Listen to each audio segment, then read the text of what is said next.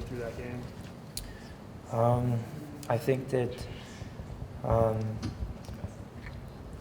the emotions after the game were kind of off the charts, but leading up to the game, I think not just myself but the entire team did a really good job of keeping our emotions in check and just being composed throughout the week, doing whatever we could to just maintain focus on our practice, making sure we had really high quality practices, and it certainly paid off in the game. Kirby made some kind of mention like that earlier today, that one of the reasons he did what he did when he did it was he didn't want you to think you needed to go and feeling like you need to earn your scholarship. He wanted you to relax a little bit. Do you think it had that effect?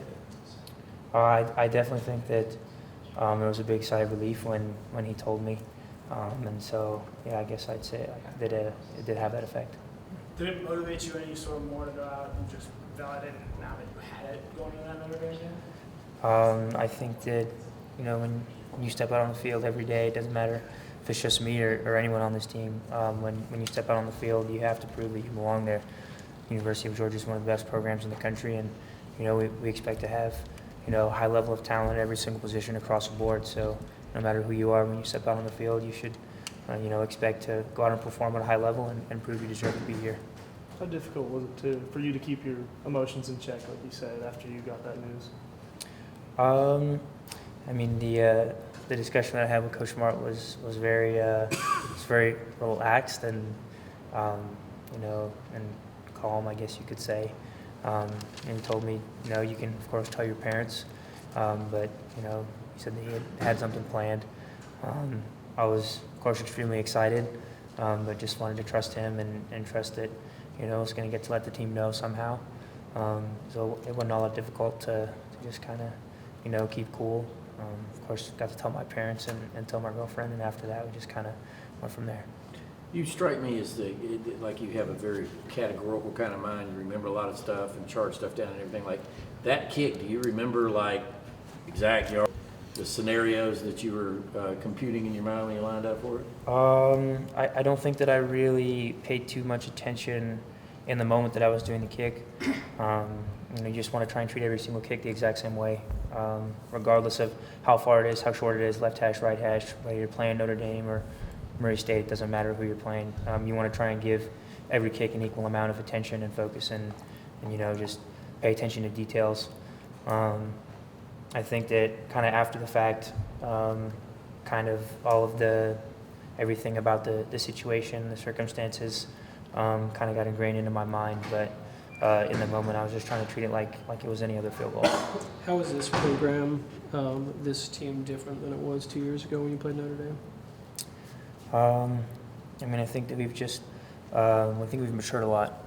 We have a lot of players that are on this team now that were on that team in 2017. We also have a lot of new guys, but overall, I think that for the guys that have been here since that game, we've done a really great job of just maturing and learning how we can handle big games better, learning how we can bring the young guys up with us and just coach everybody up, bring everybody up to the same level. So really, I'd say that I think we're just a really more mature football team.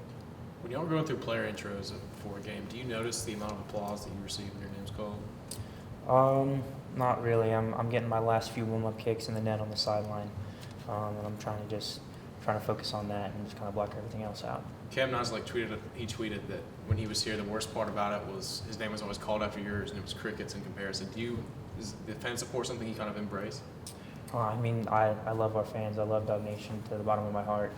I know that a lot of them are trying to get my attention on the sidelines when I'm warming up in the net, and they're right over there. And as much as I want to turn around and take pictures with them, I got to focus on the game. I got to just focus on my craft and doing everything that I can to help the team. But I love our fans so much, and any chance I get to say thanks, I'll do it.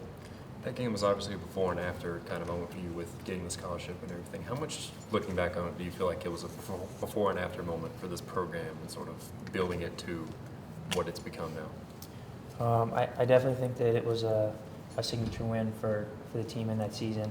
We had faced some major adversity, even before that game. It was Jake Fromm's first ever career start for the team, and so just the entire team faced some adversity in that game. But I really think it was a great opportunity for us to learn and develop and just learn how to handle tough situations. And I really think that we used some of that experience that we had from that game to help us in some big moments later on in that season, and also just to carry over into these last couple of years.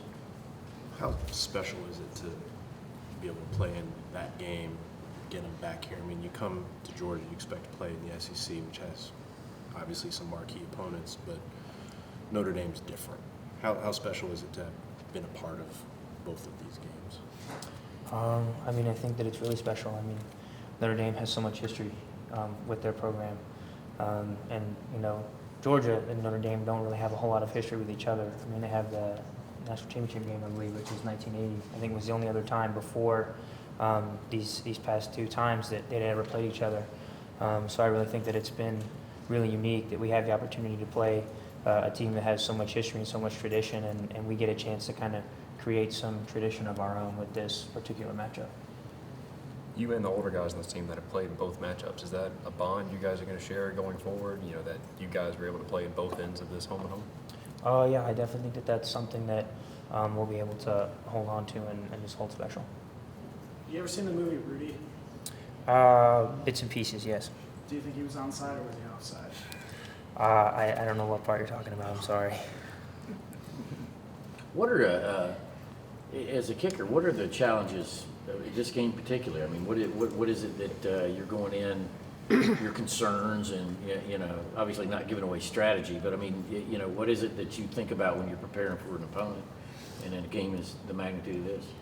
I mean, I think just trying to be as consistent as you can be, particularly with special teams.